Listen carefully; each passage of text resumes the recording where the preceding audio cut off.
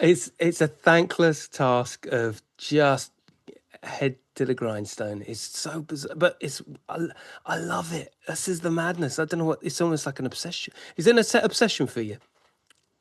Yeah, man, my partner will definitely say it is. Like, I spend a lot of time on it, but I try not to shoot on the weekend so I can spend time with the family and everything. But I Nice. spend a lot of my waking hours on it. And the funny thing is, man, like, I guess it's a little bit like graffiti because there's no end game. There's no clocking it. There's no winning. Like people say to Mm. me, "Oh, who's your dream guest?" And I'm like, "Yeah, but as soon as you do the dream guest, you've got to do next week's one and the one after that and the one Yeah. like there's no you don't finish." No, Like that's right. someone the other day said to me, they used the graph analogy. I can't remember who it was. I speak to so many writers and they said they were quoting some other writer and they said graffiti is a race you can never win, but you can just be in front for as long as you can or something. And it's It's just true. it's pretty true. But like you can't clock podcasting unless you maybe Joe Rogan, who, he's been doing it forever and he's probably the benchmark, but he might get Yeah. knocked off his perch one day. Does he care? Probably not. But like, Mm. you can't clock it. You just keep doing it, man. Killa Kela podcast. KillaKelaOfficial.com. Street Culture TV. Beatbox created, Killa Kela. and we're here to talk about world music and street culture. Killa Kela podcast. What? Ladies and gentlemen, Killa Kela podcast, live and direct, central London, or as central as you need to be, choose to be. You don't want to be anywhere else, and if you are, then heaven forbid, jump onto a maximize of at least 600 plus podcasts that you can delve into. Subscribe, tell a friend to tell a friend, hit the buttons, you know what to do, yeah, thanking you kindly. Okay, people, our sponsors, the mighty GK Nifty Heads, have 10,000 play-to-earn GraffPunks NFTs to give away. Get ready as London's white trash goes blockchain digital with Bitcoin Cash tokens locked into them to claim. Get yourselves over to the website gkniftyheads.com and play to earn now. We are going to another part of the world for the podcast experience. It is rare we get a chance to do this, but when you're going on Zoom, let's go to Australia. There's a podcast over there, which I'm a fan of, delving into the subcultures, all subcultures, not just in Melbourne, the man's residence, but also across the Australian landscape. His name's Maloney, and this is the 3000 podcast. Maloney, inside the place, how are you feeling, my brother? I'm good, man. How are you? Thanks for having me on all the way from the other side of the world, dude. Dude, I feel like we've set the world to rights within the first 20 minutes of us meeting online. Yeah, I was, man, but it's good. It's like, when you can meet somebody and you click straight away because you get it. I haven't been doing this for as long as you have, but I feel like we're on a similar journey and you get it, I get it. It's an easy chat. For sure. You're hella connected over there. And I just love the interplay between the music and all the alternative that doesn't often get the shine. Yeah, it's man, everything. Look, Melbourne's a very, I don't know if you've been here much or anything, Yeah, but man. it's a very Love Melbourne. Yeah, yeah. Yeah. So like, it's a very creative place, and it's a place that embraces art and culture. I will say, and other places around Melbourne will say, around Australia will have their 2 cents, but I think it's the cultural hub of Australia. It's graffiti is ingrained in our culture. Art, music, sport, every kind of subculture of culture is here. And man, I just try and shine a light on as much of it as I can. And it's skewed a little bit towards the stuff that I like, being into hip hop, alternative sort of shit, and art. But I try and shine a light on all different kinds of subcultures. That's the plan. That's the idea. Yeah, and when you're in a place like Melbourne, and I found this with London, there's also a few other anomalies like Bristol in England or Montreal. There's some places that really are magnetized by all these different cultures. To be in the pocket of Melbourne the way you are, like it's you've got to represent it to its fullest and diverse. Yeah, man. Like the thing is, I'm 43 next month. I've never lived anywhere else outside of the inner city. When I say inner city, like the southeast of Melbourne, like sort of 5-10 Ks out of the city. So I've never gone anywhere else. So by default, I I've been within the culture for my whole life, and I've never had any sporadic little. I'll go live here for a year or spend 3 years in London. I've never done that. I've just lived there the whole Yeah, time, yeah, yeah, which yeah. I was a bit down on at times. But I think now that I've fallen into this path, it's paid dividends for me, man. Like, I've just soaked it up my whole life. Isn't it weird, man? Yeah, you're right. Because if you're a good person, or at least you're on balance, non-partial. I guess a good word, non-partial. You you do get this rite to passage of meeting and coercing with people that a lot of people readily wouldn't. There's something intriguing about characters like that, isn't there? Yeah, man, I've always been somebody, even growing up, like in high school, I kind of had my public school friends. I went to a public school and I had lots of mates there, but I also had my basketball sort of friends. And then I had my private school friends. And then I was always like a bit of a connector that had friends. I'm introducing people. I was always sort of like that. I was always talking to everybody. Not to say everybody liked me, but like I had a wide network of friends, and it's constantly been growing. And where I sort of grew up in the St Kilda kind of Windsor end of Chapel Street, that's kind of like a place where a lot of people come to. So when people would move there from, say, somewhere like Sydney, or where they might move from the country, or they've moved from the peninsula, or they've moved from Geelong, they come there and I'm already established there. I've already got my network of people, and then they join, and then it just grows, man. Yeah, interconnecting. Yeah. There's a few people. I mean, we're of the similar age, and I watched this documentary on Headbangers Ball on MTV, Yeah. right? MTV, yeah. And there was this presenter called Ricky Rackman. You may remember him. He was very liked by everybody, and that was my first kind of check-in of like, well, what is the DNA of people like ourselves? Like, what's the resume? What do you need? It's few and far between, man. Like, not everyone can be Yeah. liked, and like you say, we're not. We're Marmite. We can be Marmite, but it's or Vegemite. But but you know what I mean? It's like it's a very interesting journey that it takes you on, and podcast ain't for the faint-hearted, is it? Nah, but the thing is, man, if I knew the podcast existed, well, they didn't exist, but if there was a form like this to talk to people when I was, 20 years ago in my early 20s, I would have done it. It wasn't until it kind of became a thing that I'm like, hang on, this is what I feel like I was supposed to do. I tried to do a lot of shit and didn't do it very well, but when I found this, I'm like, I feel like this is my zone. Like, I feel comfortable here, A bit of a calling. Yeah, well, man, it took me 40 something years to figure it out, but I think that's that I feel like I've landed on my feet finally. Bro, that is so intriguing because it's a similar sort of well, not timeline, but path as me, and it's so curious how because it wasn't around. Like, I mean, what's the other alternative? Like radio DJing? I don't know. I mean, there's Well, but the thing is, man, this is the thing, right? Radios, and you guys over there, you're blessed to have pirate radio, which we never had here. But radio here was just the mainstream radio stations, and it sucked. The music sucked, and the DJs, or the radio announcers were shit. It put me off all that sort of stuff. You know what I mean? Yeah. So that sort of thing was just like, nah, I'm not into it. And then once the internet kicks off, you're like, oh, hang on a second. There's this. The barrier to entry is removed. Yeah, it is moved. But at the same time, like podcasts really didn't come to fruition globally. I mean, you had your Ricky Gervaises and your, Joe Rogan. But that was just an extension of the radio, the Ricky Gervais stuff. Exactly. Really. Yeah, for sure. And also, it actually played better when it was a cartoon, to be fair. But with the emergence, 2016, 2017. I mean, that's when I started in 2017. It kind of finds you, doesn't it? Yeah. Yeah, like I was a late bloomer to the whole podcast thing.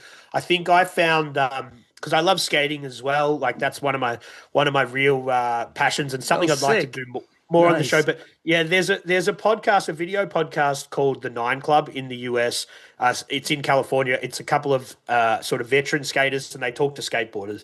And I loved that, man. When I found that, I'm like, this is so cool, because before the long form conversations would happen online like that, you could read a magazine article, you could see a clip of them skating, you might get a little glimpse of them on Instagram, and that's it. You couldn't Yeah. really find out too much about people. And I fell in love with that long form chat. I'm like, this is the kind of stuff that I want to hear.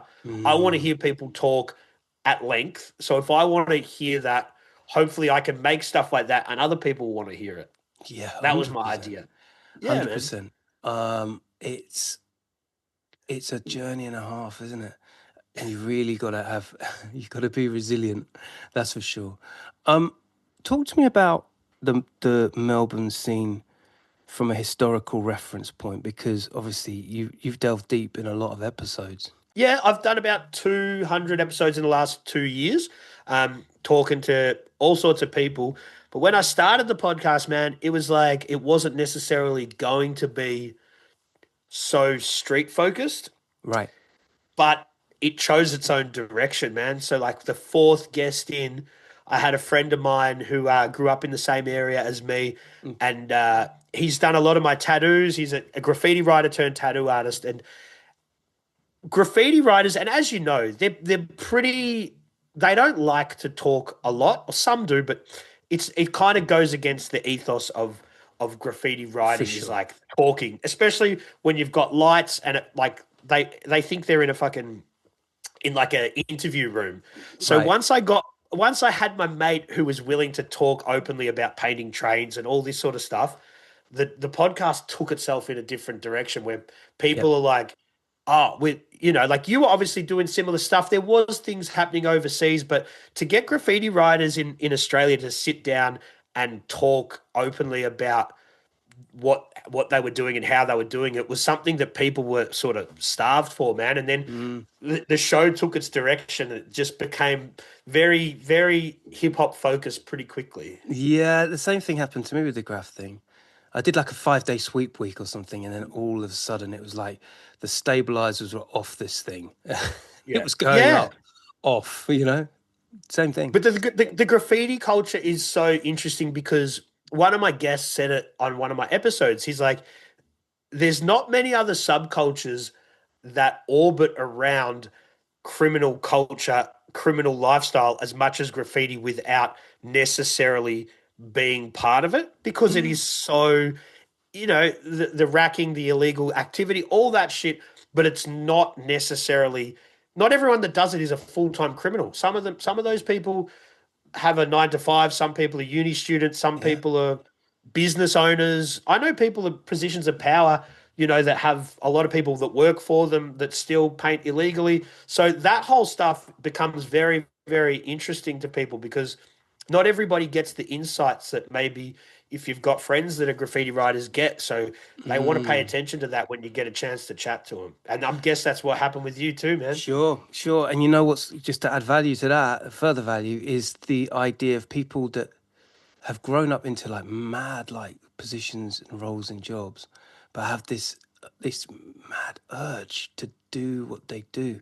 But nowadays with the culture being in its 60th, 70th year, we're of an age where graffiti's of an age. And I don't think that's ever, from a graffiti writer's point of view, I don't think that's ever happened before. No, yeah, it's definitely a funny one, man. Because you've got people now who are second generation graffiti writers. You've got graffiti writers who are grandparents, which, it's a That's different crazy in itself, isn't it? Wow. Yeah, man. Like, there was an English dude that I used to DJ at this bar, and this English dude was like, "Oh, my dad's a writer," and his dad was a writer in a big crew. I won't mention his name, but an English dude, and I was like, "Oh, fuck, that's your dad," and it starts to click that some of these people now are of a certain age. It's part of the culture, and it has been for a long time. It's almost of an interest to get the girlfriends, get the sons, get the daughters, get the people that actually experienced having to go through in unison what the graffiti writer was up to. Yeah, well, there's a dude over here, Mr. TD. He does a podcast called Toy Division. I don't know if you know him. He's another English chap who's moved over here. Nice. But he does that, man. So he talks to the mums. He talks to the wives. He talks to, but he Crazy. also talks to the graffiti writers. Everything's anonymous, just to see, so people get an insight to see what it's like living with somebody who is God, that's a writer cool, for isn't it? life. That is Yeah, so fucking cool. Toy Division, check it out, man. Oh, well, Toy Division. See, people, get your Google on at this point. You know, we're really diving into some international conversations here about Stations, podcasts. yeah. The culture in general, right? Jeez. As mentioned at the start, I've been so privy to touring Australia and Melbourne. For me, it's just such a melting pot. It's got so much diversity. Like with podcasts being the way they are, and like you've just mentioned Toy Division as well. How do you not tread on each other's toes? Um, Oh man, look, I think everybody. It's not a big market. Australia's only a country of 27 million people, right? So you've got to break down how many of those people are going to watch your show. You know what I mean? Like the market's not big enough for people to get pissed off about stepping on toes. So I just do my thing, and all the other guys who are on a similar journey as me. Most of us chat. There's no ill will. Everyone's pretty cool, and it's not like we're all stealing off each other to put food on the table, because as you know, there's no money in this stuff, man. It's all just passion project stuff. Yeah, and also when you're, like you say, when you're zoning in on a particular scene, I've certainly found it's kind of welcomed, almost to the point like, obviously the culture doesn't need us, they like us, but it'll keep on going anyway. So be the conduit. Yeah. And the thing is, man, look, with a lot of these sort of subcultures and stuff, if we don't document it, it may not get documented. It might get lost. So I hope, and like I've got other businesses that I actually do that make money, but this is what I'm proud of. One day I could die, and then people can look at these episodes and be like, fuck, what happened in Melbourne around 2020s? You know, like what was going on? I've heard about this guy. Let's check it out. I hope that archive stays there forever. That's kind of like my plan. Because if you don't document it, yeah. No, sorry to cut, because my mind wandered there for a split second. Because in this day and age, authenticity is key. I think that's why a lot of young people at the moment are harking back to like more nostalgic times of like music and such, because of the authenticity. They don't quite know what to trust. But Yeah. how do we get our message across for future generations in the current format that it's in? But all we can do is document what came before us and our what we're experiencing right now, and it's up to them to figure out whether they want to borrow from that, learn from it, or just do their own thing. Because there's some cultures, man, like with hip hop, I find most people, most young cats that get involved, they look back, they do the research, they look at what came before them, and they kind of learn from that. Yeah. But with some other cultures, man, and you see it with like, I'm gonna say rap's not hip hop, like I'm gonna say just rappers, right? Sure. Like that aren't in the hip hop culture. A lot of those guys, they don't do the research. They just go, man, I rap, I spit bars, and this is what I do, and I don't care who came before me, which is, I believe, a bit of an ignorant way to do it, and that's why you probably have a short shelf life. But the people that look and do the research and care about the culture are people that probably have more longevity in that game, I think, than the kids that don't pay the attention. Due diligence, that's what it is. Yeah. Talking of rap, now my era, my timeline is slightly off, but I remember like rap groups like, I mean, big up Delta for starters, amazing MC, Yeah, man. but also like Hilltop Hoods. Yeah. There was a bunch. I mean, the names escape me. There was so much activity coming in from Australia, wasn't there? There was a real Yeah, man. push. For quite a while, it was very Melbourne focused. The scene was very Melbourne. Like, not to discount other places, like Death Wish Cast were making records in New South Wales, and there was people definitely making records all over the country. But I feel like Melbourne put Australian hip hop kind of on the map in the 90s. To contradict myself, though, I guess the people that like the hoods came from Adelaide, South Australia, and they're the ones that sent it into another realm, you know, like internationally playing tours, stadium shows. Those guys have been doing it since the 90s, man. And they're like, at the moment, they're doing the MCG, or not the MCG, Rod Laver, and all these venues that are like, you know, we're talking 20,000 people. They're doing multiples of those. Hold You on, know, hold on. Really? That's incredible. yeah, They are man. still shifting. Dude, I saw it pop up today. They are doing like, and I had a look at their tour breakdown. They've sold out stadiums already. But What? man, those guys, like, it doesn't get much bigger than this, but they've played the MCG, which seats over 100,000 people. I believe it's 100,028 people, right? They've Wow. done that opening for Eminem a couple of times. So I don't know how much bigger it gets to play in front of 100,000 people, man. So those guys have gone next level with what you could do as far as pushing Australian hip hop. But I think before them, it was very Melbourne focused, but now we've got Aussie hip hop all over the country coming out of all different places. But I really feel like the scene was definitely entrenched in Melbourne for quite a while. Yeah. It was the And mecca for a while. yeah. And the grime scene as well. There seems to be a burgeoning grime scene coming up as well, isn't there? For sure. So Fracture, who I've had on, who's English dude, who I'm sure you Yeah. know, he's been sort of leading that charge for quite a while, man. And then through the 50-50 stuff that he was doing, a whole new generation of sort of MCs that, you know, they spat grime, but they also they're hip hop MCs as well. I think they would just call themselves like rappers. Do you know what I mean? So Yeah. a whole new generation of those dudes came up, and that sort of they did the double time thing, but they also do their just straight up bars as well, and that spawned a whole new thing, man. Like I know you had Nerve on your show, Yeah, big up Nerve. last year. Yeah, Yeah, that's so the man, one. he's like I feel like one of those guys who's come out of that generation and really killed it. Obviously, he's an amazing producer as well, but awesome MC and just some dude like I don't know him personally, but I think he'd just be good at whatever he did, and he's just chosen music, you know. Yeah, he's one of those ones that bilingual in the creative field. He produces, he does hip hop, he does grime, and I really like the versatility in that. Yeah. You know, there's a girl that he mentioned. Her name escapes me. I think he's worked with her before, maybe from Sydney, but she's a great MC. She kind of has a real different kind of flow.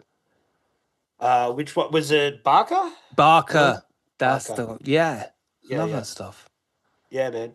Yeah, so look, from a female perspective, Barker has been doing her thing for quite a while, and she's making big moves. She's probably one of the biggest female MCs in the country, and she's an indigenous woman, and she's doing her thing to push her culture, and it's awesome, man. It's fantastic to see.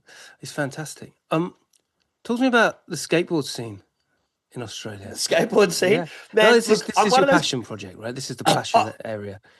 Yeah, but look, skating. I'm out the back in my backyard. I live down the peninsula now. I've moved out of the city. I've got a little mini ramp in my backyard. I still try and skate, man, but I was never that good. Like I could do some basic tricks. I was never like a sponsored skater or anything. But I've always loved skateboarding. I've always loved the culture. I've always loved all that stuff. And in a lot of cities, I feel like skateboarding and hip hop really, especially for someone of my age, really crossed over because in the 90s, hip hop and skateboarding came together. Where before the 90s, it was very much like your punk rock and your skating, and then the 90s, man, it's like it sort of crossed over, and that whole sort of 90s boom bap and skate videos, and man, that was Subversive culture, isn't it? Yeah, man, it was awesome, and that I just love that sort of stuff. Watching VHS tapes of Zoo York and that sort of thing, man, was like what it was all about. Fucking what it was all right. about. But man, also, and this shows our age a lot. But like growing up in the 80s and 90s, if you to find music, like we established, the radio sucks, right? I live in inner city-ish Melbourne where hip hop isn't overly popular, but I'm seeing skate videos and hearing songs, and that's where I'm getting a lot of my early. Man, the first time I ever heard Nas was on a 411 video. You know what I mean? Like 411. So, 411. So yeah, like I saw, like you'd see I'd hear little bits of stuff like that. You'd hear a bit of a snippet of a Wu-Tang song somewhere. Like Yo, I would Grand hear Pooba this. and shit, and you're just like, Sit where did I like, get this shit? yeah, well, yeah, that because you weren't hearing that on the radio, you weren't hearing that anywhere else. So that's where I kind of got a lot of my early sort of hip hop from, and then I'd try and find it, man. And it's like, you know what it's like. You can't Google anything back then. You've got to No. try and search that stuff out. Yeah, there's no Shazam, baby. Like you gotta you gotta find that, or tell a You friend have to to tell a find it. friend. Like, where did you get that from? Yeah, and I didn't have any older brothers or sisters or anyone to put me onto anything. I had some friends who had older brothers, and you'd try and pinch their CDs when you could or whatever. But that was the skate videos, like a dub skate videos, where I'd get a lot of my music from. God, that's good. These are aspects of the culture that just kind of pass people by. Like you say, there was no pirate radio for that time in Australia before. I don't look. Yeah, I don't think we've ever really had pirate radio in Australia. I think that's some sort of subculture that we missed. I don't know how or why. It just never really made it to here. Like maybe there's some people that can hit me up and say, "Oh, look, there was pirate radio happening," but I wasn't privy to that at all. Yeah, comment below. Tell us what you think. But this is another sort of segue to how hip hop fits into the skating culture. Like in the city of Melbourne, we had this spot now, which is not there. It's like literally 80-story apartment buildings, and it's right in the city, right? It's QV, and that was like just this vacant sort of block. And they had some ramps there, and they put some ramps there, and it evolved into a skate park.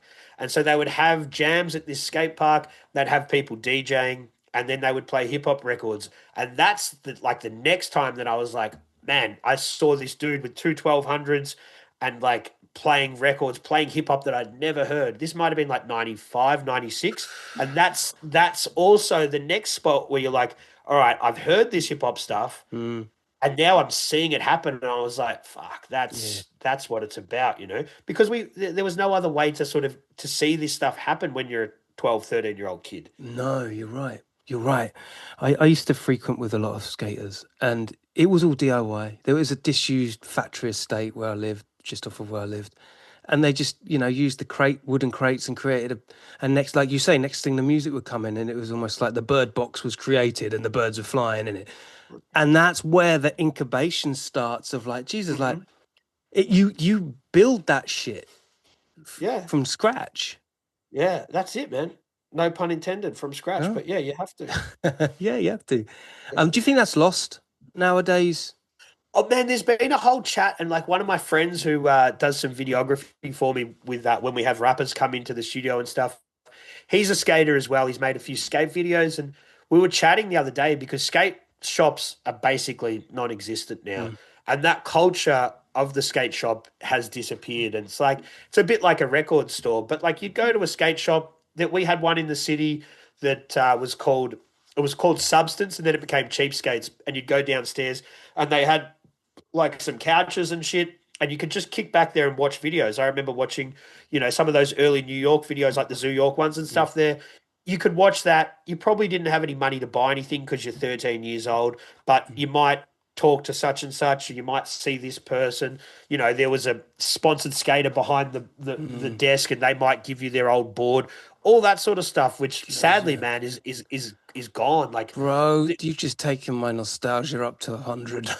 Yeah, Yeah, those bro. things, they don't exist anymore, man. Yeah, and Like- why isn't there like a? I mean, this is a ongoing question, I'm sure, but it's almost like the one-stop shop for subcultures. If independent shops can't keep open on singular laned products like skateboarding or like records, like spray paint, like why can't it all just be in one big place? Yeah, and I think that's what some of them have sort of resorted to. I know there's places in Adelaide that sell, scooters and skateboards and paint and everything, because you kind of can't pick your subculture. You've got to just roll roll them all into one big fucking ball of stuff. But man, I think talking about earlier when like, all right, the internet's cool because we can do things like this. The internet also sucks because it killed skate shops. It killed record stores. It killed Clubs. These things that we, exactly, man. So like, it's killed a lot of that stuff. So we can be angry 40-something-year-old guys and sit here and hate on it, but I guess we got to take the good with the bad and be like, it affords us this ability to do other stuff, but we lose shit as long with it as well, man. And we do it too. we Yeah. also jump on line. I mean, you know, it's one of the many things that we have to try and you know, draw back on. But it's true, you know, this is the way life is going. And going back to the AI thing and the future of podcasts, where do you think, in your humblest opinion, is it going to go, particularly for Australia? Like, as the pirate suggests, it wasn't there. So there's obviously a forward in technology that allows people to develop an interest for the cultures, right? Well, I'm hoping, man. I'm really hoping that for people like you and I, we become more valuable to the internet because we bring a sense of realism and true personality, because everything is going to be so much more AI avatar and more, voice to text and all that sort of stuff. So I'm hoping the yearning for, and you'd say it like back in the old days, you wanted to actually physically see somebody, you wanted to meet up with them in real life. Now we do this and it's become normalized.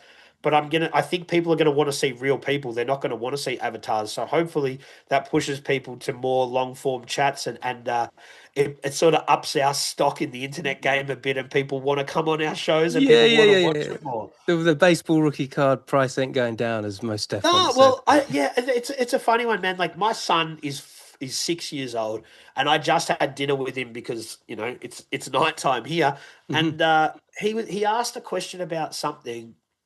And my partner said, "Well, I don't know. It's probably going to be different by the time you're a grown up anyway. So I wouldn't even worry about it." But it's true. Like he was sort of asking about a job or something, and I wouldn't even know what field to tell him to get into, because who knows what it's going to be like in another 15 years. Sure. We don't know. Yeah. No. And it's not even us being here talking about the very subject that wasn't in existence when our parents were, when we were 6 years old, asking the same questions. Things just move quick, don't they?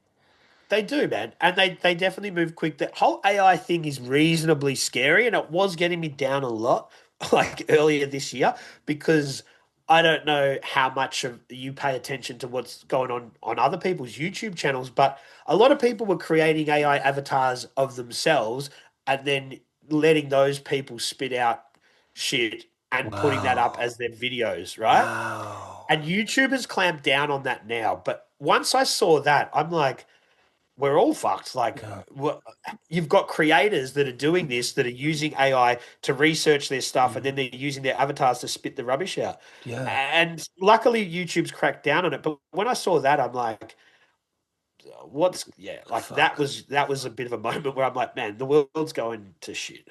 Yeah. Yeah.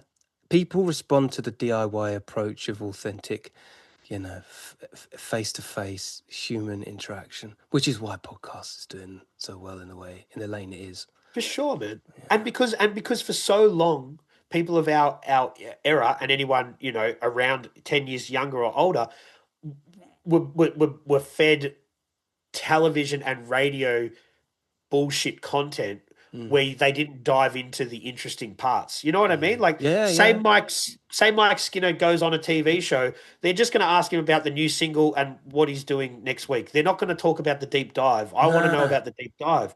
So we were brought up just on this very, very crap surface level, how to interact on a medium, and now we can get in there and we can get to the nitty gritty of it, Yeah, and for a lot of young people investing time in, if they're a fan of young blood or whatever's current at the time, whatever the genre, they can really deep dive. I would have loved to have seen, I don't know, at the age I was, to just be ever present with Slash all the time. Man, that's funny. That's funny that you mentioned that, because the first album I ever bought was Guns N' Roses' Appetite for Destruction as a kid myself. Me too, bro. At 7 years old or whatever, I bought that with my own money. But this is the thing. Like, I think I've still got it. I've got a book which is like called The World's Most Dangerous Band. And you look at it and it's all sort of, they're drinking whiskey, they're smoking cigarettes. Yeah. But that's probably staged. We don't know. You know No, what I that's mean? right. Now you can get a real peek behind the curtain and see what actually makes these people tick. That I'm sure those guys were having a bit of fun doing some blow and all that sort of shit. But I don't think they were living the dangerous life that they portrayed. How on earth We, would Motley Crue, anybody, be able to put music out to the highest level and effect of commerciality if they were fucked every day? well, yeah, but man, that's it. And like you look at the Gunners, man. They got rid of Steven Adler because he was too Yeah. fucked. So that shows you that there was a sense of professionalism somewhere. Yeah, for sure, 100%. That's a really good point, actually, because that's still kind of fucked up now. It's like do what we say, not what we do, pretty much. Yeah. But I think during that time, and from what I can gather just by reading books and things, I think Axel wasn't partying like the rest of them, so he was still trying to keep them in line, you know. Yeah. Well, yeah, and he's also had someone. He had a lot of kind of yes men in his ear as well, from what I understand, that were kind of pulling the This line. is that whole thing, though, man. Like you look at those guys. I often think about this. You've got 20 something years to write your first album, then you've got to back it up real quickly. And that's why so many artists fall off because they're not ready. You've got labels in your ear, you've got people expecting you to make another groundbreaking record, and then it all gets to them, you know? Bro, do you feel that's the same with podcasting? You know, taking that analogy, because it certainly feels like we're, God, I mean, look, it's a high class problem, and I wouldn't want to kind of give ourselves too much of a sucking off here. But, but the truth is, you know, putting out one or two podcasts a week and having to record them as well, that is some labor intensive, putting out an album pretty much. You're putting out an album once a week. Yeah, man. Well, since I started this, and I can only talk for myself, but I started doing one a fortnight, then I went to one a week, then I went to two a week, then I went to three a week, Yeah, that's the and now I'm back at two a week. And I've tried these different amounts of work over the period. I found that two a week works for me. I think. Yeah, me I'm too. still trying to figure it out, but I Yeah. think three a week. What happens there? You've got more content and it's good and you've always got stuff, but it's hard to build fans of the show. They're more because you can't expect people to give 6 hours of their life every week to consume totally. every minute of your content. So Totally. if you put out 3 episodes, they're going to pick the one or two that they're most interested in. And it dilutes all the episodes that you put out in the week. Correct. So then when you've got two, I feel like that's a balancing act. They can still pick one or the other. Sure. And then the other thing was, man, when you do three a week, I feel like it's hard to give each episode the amount of fucking love it probably deserves because you're already promoting tomorrow's one when you could be like, yeah. It's a thankless task of just head to the grindstone. It's so bizarre, but I love it. This is the madness. I don't know what. It's almost like an obsession. Is it an obsession for you? Yeah, man, my partner will definitely say it is. Like I spend a lot of time on it, but I try not to shoot on the weekend so I can spend time with the family and everything. But Nice. I spend a lot of my waking hours on it. And the funny thing is, man, like I guess it's a little bit like graffiti because there's no end game. There's no clocking it. There's no winning. You know, like people say to me, oh, who's your dream guest? And I'm like, yeah, but as soon as you do the dream guest, you've got to do next week's one and the one after that. And the one, like, you don't finish. No, Like that's right. someone the other day said to me, they used the graph analogy. I can't remember who it was. I speak to so many writers and they said, they were quoting some other writer and they said, graffiti is a race. You can never win, but you can just be in front for as long as you can or something. And it's just, True. it's pretty true. But like, you can't clock podcasting unless you maybe, Joe Rogan, who, he's been doing it forever and he's probably the benchmark, but he might get knocked off his perch one day. Does he care? Probably not.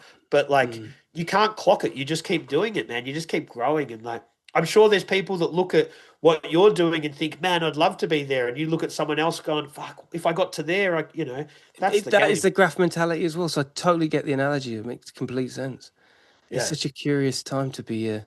Yeah. Also, there's a time in the sun. I think through the Olympic Games, 50 years of hip hop. We're now obviously older now. Depends when you're listening to this or watching this, ladies and gentlemen. You understand? But and the global graffiti street art phenomena that's been pushed forward by social media platforms. It's definitely a time to be alive right now with street culture. Yeah, it is. And whether or not that's necessarily a good thing, because a lot of people think that the soul's sort of been ripped out of it a little bit, if you know what Yeah, I mean. yeah, Um, it's everything, and this is to bring it back to a skateboarding reference.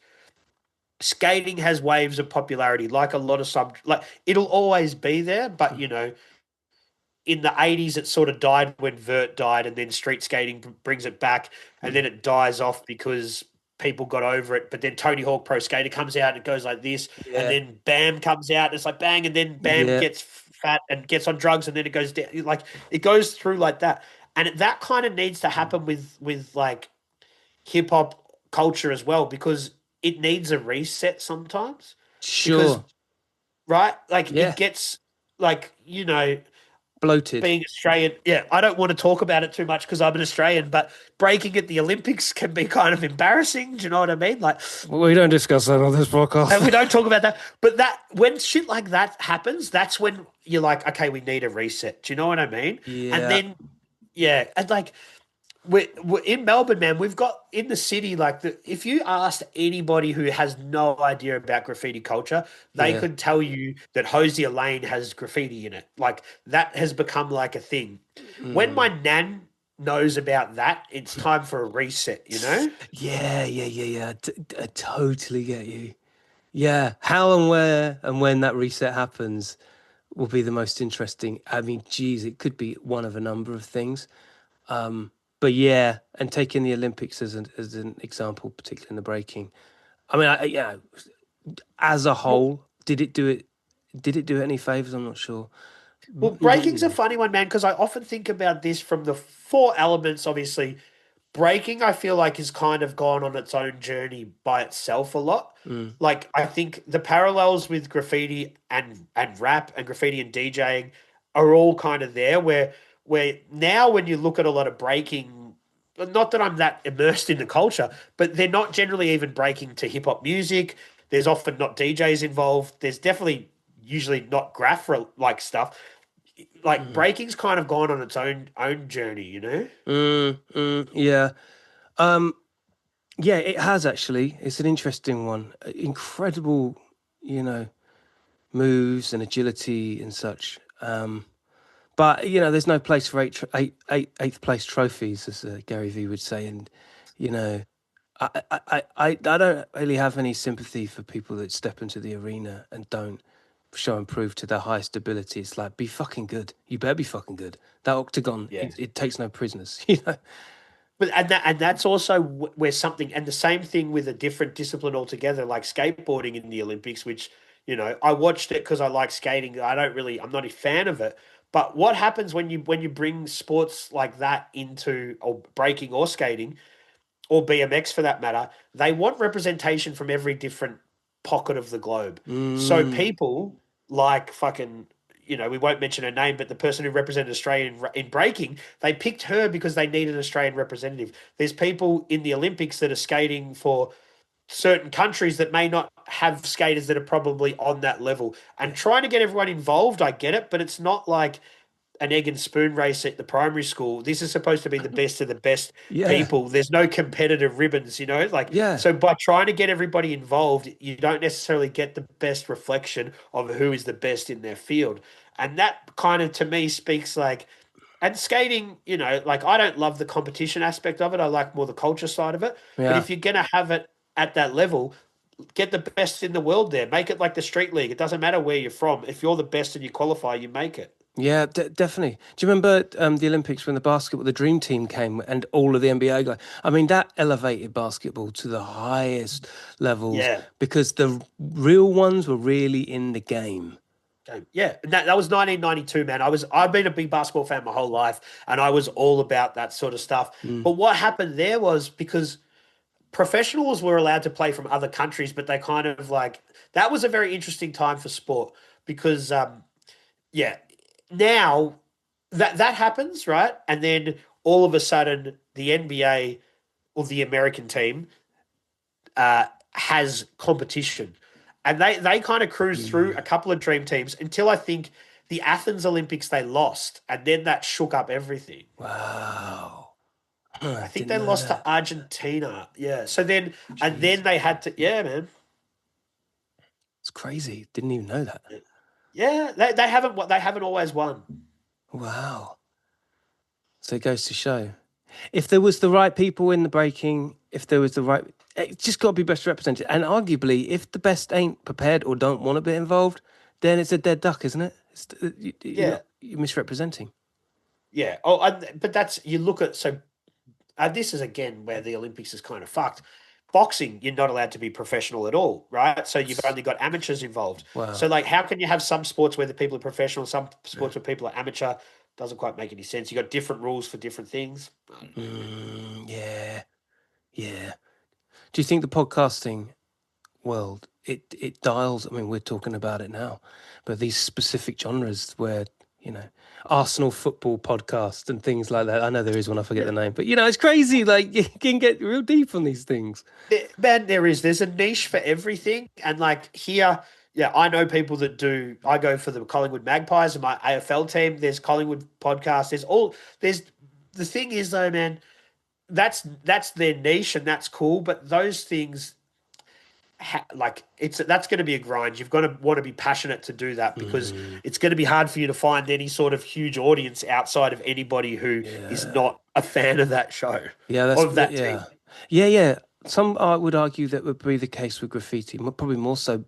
Because although we haven't got the status of the footballers and having to try and get them in, we've got the elusiveness of the guests. Man, that's it. So many everyday people see graffiti every day. Like I'm talking just someone who's not immersed in the culture, just catching the train to work. And to them, finding out who did it and what the thought process behind it is super interesting to them, because they don't get it. They don't know. Yeah, you're right. And it's down to podcast platforms to amplify as best they can within reasons and considerations to do the right thing, isn't it? Yeah, to document it, man. That's what it. And I want to sort of take my documentation further now and get out of the studio and go to places and try and document things. I'm going to try and use this small platform I've built to try and document more stuff because as we know, man, a lot of this shit won't be here in 5, 10, 15 years time, Yeah. I found there's in Richmond in the city here, like just outside of the city, there's a functional video shop that's still going, man. So it's the only one I know of in Melbourne. 3 levels of DVDs and VHS tapes. So I'm like getting my videographer, mate. We're going there. We're going to check that out because that sounds incredible, bro. That sounds amazing. I know. But this sort of stuff, like, that's not going to be there forever, sadly, So, like, I want to try and document that stuff while we still can. Yeah. And on that note, it's been a pleasure talking. I know it's late for you, so, brother, it's been an absolute pleasure, my guy. Thank you, man. Thanks for the opportunity. I love what you're doing, and man, I'm keen to talk to you maybe when I'm asking you some questions. If I do any of these things, that'd be sick. Yeah, bro, absolutely. We'll keep it collaborating. We've got loads of stuff we can get into, man. Like I'm all about that. That'd be wicked. Yeah, for sure. Oh, thanks for having me on, dude. No worries, my brother. Thank you. Ladies and gentlemen, Killa Kela podcast, out of fashion from Melbourne, Maloney to the UK, London. And check out the 3000 podcast. We'll drop the link into the video. And jobs are good. Remember, crime don't pay, but neither do they. Don't talk to anyone I wouldn't. Nice one, Maloney. Cheers, man. Peace.